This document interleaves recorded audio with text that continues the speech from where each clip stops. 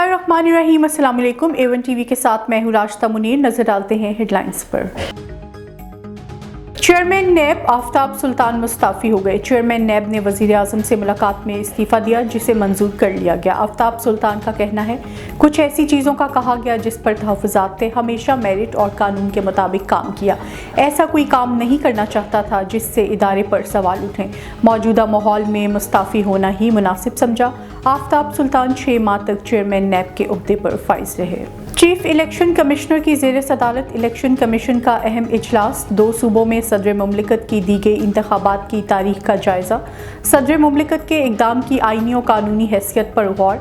सदर ने गुज़िश्ता रोज़ पंजाब और खैबर पख्तूनख्वा में इंतखाबात के लिए 9 अप्रैल की तारीख दी। इलेक्शन कमीशन को आइन के सेक्शन 57(2) के तहत बिला ताख़ुर शेड्यूल जारी करने का कहा।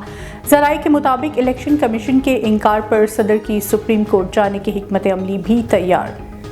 सदर मुमलिकत ने इलेक्शन की तारीख का ऐलान करके ज़बरदस्त काम किया। सरबरा अवामी मुस्लिम लीग शेख रशीद का कहना है, अल्लाह की शान है, इलेक्शन का वही दिन आया जिस रात इमरान खान पर शब खून मारा गया।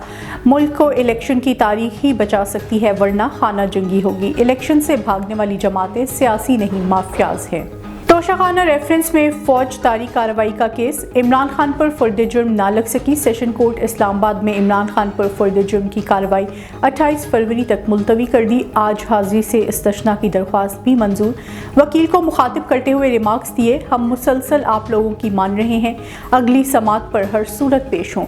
इलेक्शन कमीशन के वकील ने इमरान खान पेम्स हस्पताल से तिब्बी मुआयना कराने की इस्तदा की। इंसदाद दहशतगर्दी अदालत में इलेक्शन कमीशन के खिलाफ एहतजाज का केस। PTI रहनुमाओं ने दहशतगर्दी की दफात हज़्फ करने की दरख्वास्त दायर कर दी।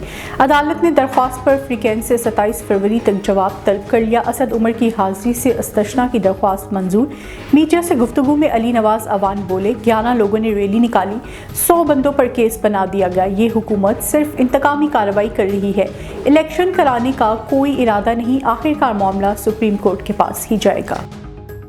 A1 TV से फिल वक्त इतना ही। मजीद बाखबर रहने के लिए देखते रहिए A1 TV। A1 TV, सब पे नजर, अंदर की खबर।